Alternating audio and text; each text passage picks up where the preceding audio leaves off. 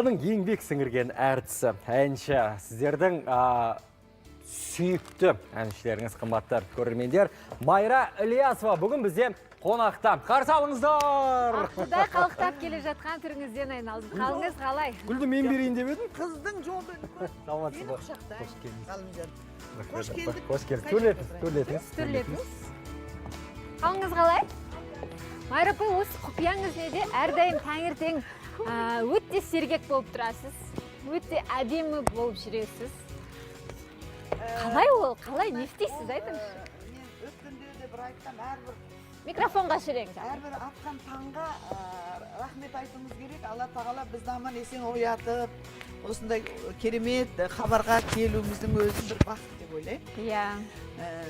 Сен өзіңді көріп, Ғалымжанды көріп қуанып қалдым. Біздің бауырларымыз түсіріп жатыр. Керемет. Иә. Көңілге жаман емес. Қандай жаңалықтарыңыз бар? Енді көптен Таңшолпанға сұхбатқа келмегелі көп болып кетті. Көп болды. Енді ол меніңше карантинге байланысты болу керек. Әрине. Шақырғанда өте қуандым, өйткені өте көп жаңалықтарымыз бар. Ең бірінші үлкен жаңалық Қазақстан ұлттық телеарнасында қазір жарқын жүздесу деген керемет біздің өнер адамдарына, өнер қайраткерлеріне бір сағаттай уақыт арнап керемет түсірілім. Сол түсірілімге мен арнайы шақырылдым. Ертең ұшып бара жатырмын. Дайындық керемет, маған ең керемет ұнағаны 12 қонақ келеді. Иә. Дөңгелек столдың үстінде отырамыз. Әдемі. Иә, керемет. Ол бір жаңалық. Әріптесіміз Ләйла Сұлтанқызы жүргізетін жоба. Иә, Ләйла жүреді екен. Майра апайымыздың, Майра ханымыздың шығармашылығына, өміріне, өнер жолына арналған әдемі толығымен тақырыпты ашып көрсететін ерекше жылы жүзді жоба, иә? Мен енді жүргізетін дегенде осы Қазақстанда жүргізіп жатқан жалпы журналист қыздарды атап өткім келеді, өйткені Ләйла жүргізіп жатады керемет. Қазір енді Сенатқа кетіп қалды біздің керемет Дана, Нұржігіт, Әйгерім, өзің, сосын ниетті жүргізіп жүрген біздің Әйгерім мен Гүлназ, хабардағы бақыт гүлдер. Енді мен білмеймін. Майра апай, қайтадан біздің ұлттық арнада қымбат жандар жобасы ашылып жатыр. Қымбат келіп қалды. Қымбат енді көз көрген, біз енді қыз кезімізден бірімізді жақсы білеміз. Және егізлебізді айта кетейікті.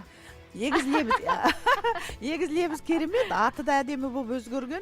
Мен қатысушыларға жаңағы сәттілік тілеймін. Маған режиссерлар звондады, сізде келіп отырасыз деп. Енді өзің жүргізіп жатырсың, мен сені танымай қалдым, имиджің керемет. Ой, бір-бірімізді мақтап отыра бермейік енді. Енді жоқ, оны жақсыны айту керек. Шынында да мен сені танымай қалдым. Мен ойладым, Америкадан бір қыз келіп жүргізейін деп. Ал енді ең үлкен жаңалық біздің 30 қыркүйек күні сағындырған әндер ай болады. Соны күтіп отырмын ғой. Иә, сағындырған әндер ай болады. Ол енді онлайн, өкінішке орай біздің жарқылдап қол соғатын көрермендеріміз болмайды, бірақ хабар телеарнасынан оны жарқылдатып көрсетеді. Мен жалпы сағындырған әндер ай 2 каналға кезек берем. Бұл жолы хабарға бердім. Ал келесі жолы Құдай қаласа карантин ашылғанда тағы да жарқ ете түскенде мен ойлаймын Қазақстан 11 жыл осы менің жобамды қолдап келе жатыр. Рахмет.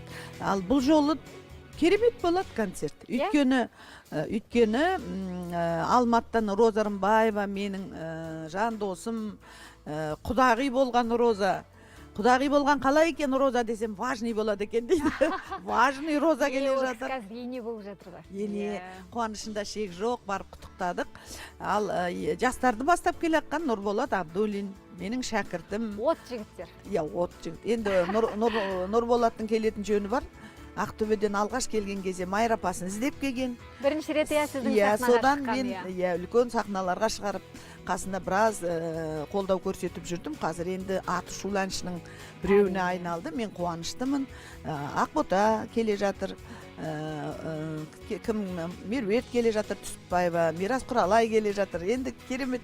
Және біздің осындағы мықты қыздарымыз Майра Мұхамедқызы, Нұржамал Үсенбаева, Маржан Арапбаева, Алтынай Жорабаева, Гүлнұр, осы жүргізуші тамаша.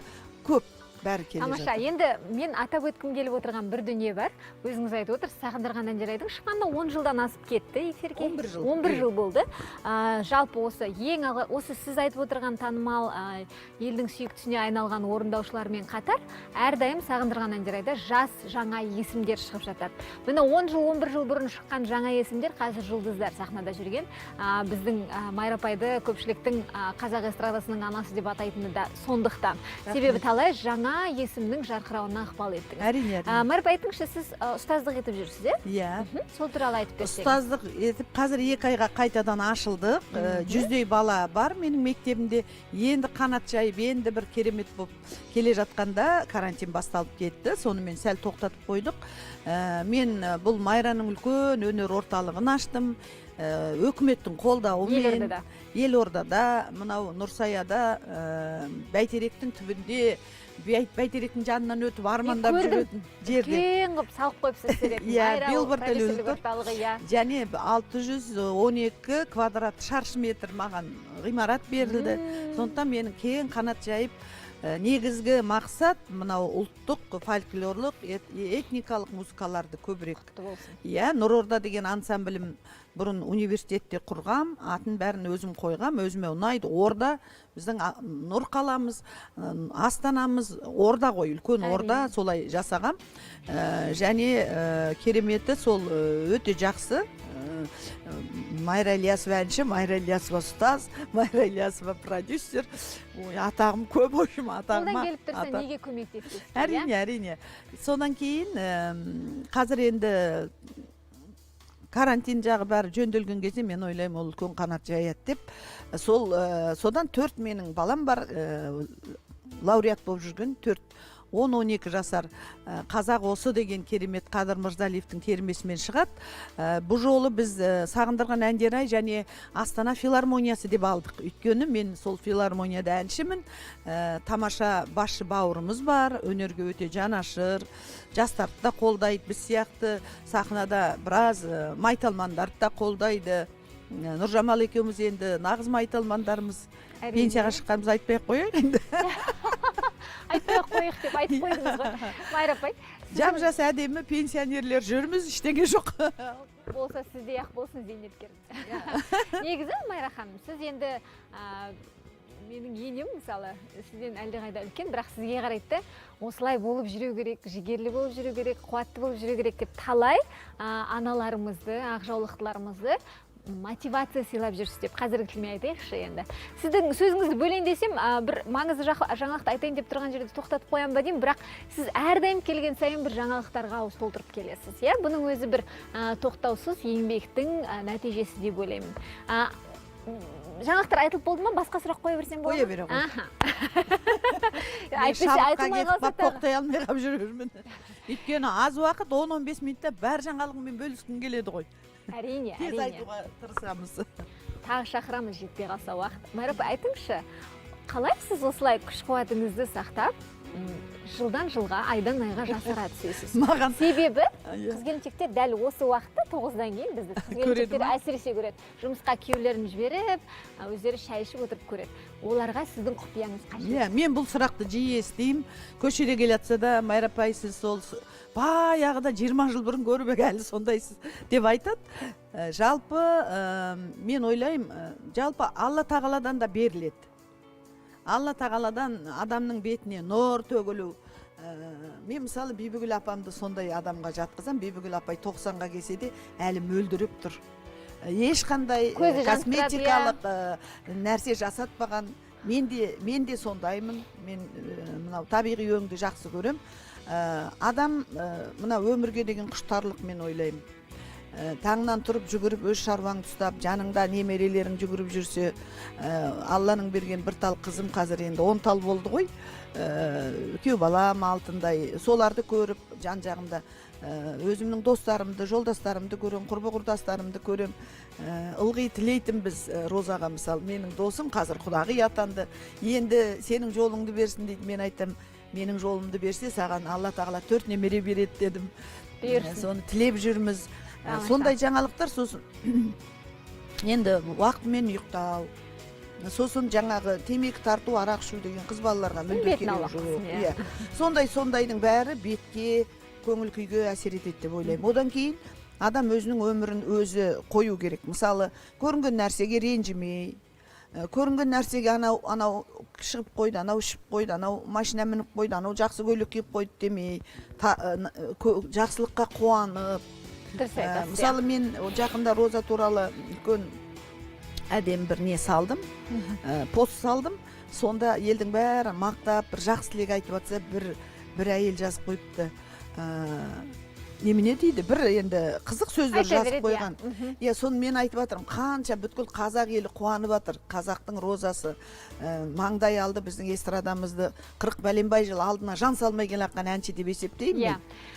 Майра апай, сондай әңгіме жазуға бола ма? Осындай жаман нәрселерді жазбай жақсы өмір сүру керек.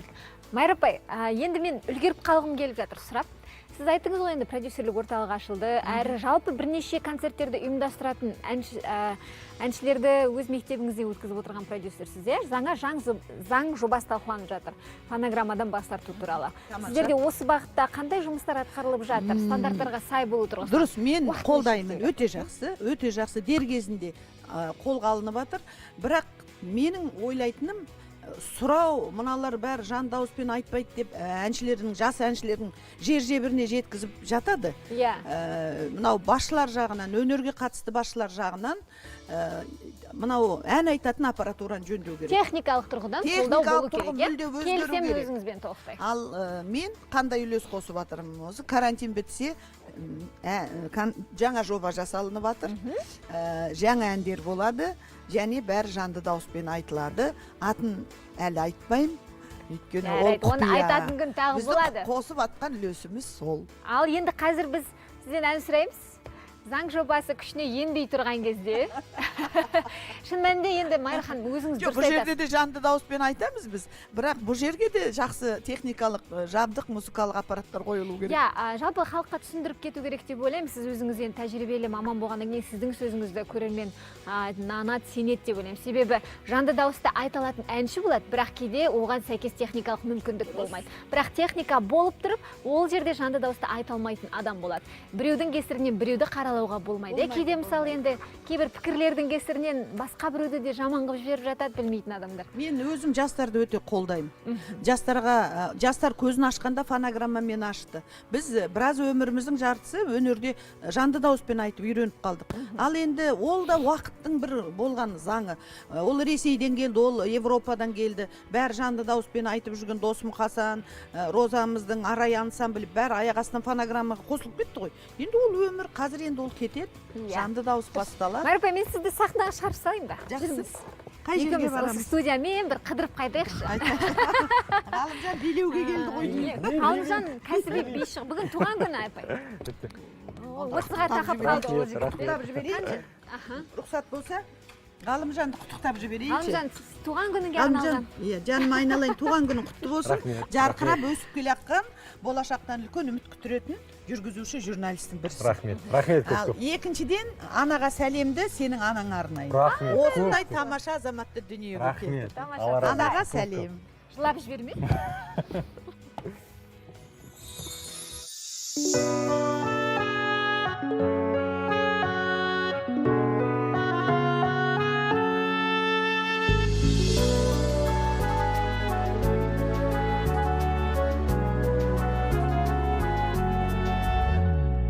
Мереке күніңмен қарсы алам өзіңді, сәбилік сезіммен арнаймын сөзімді.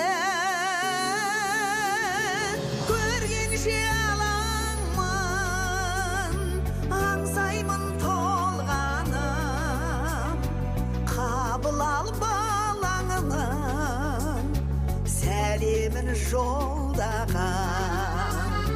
Қабыл ал балаңның сәлемін жолдаған.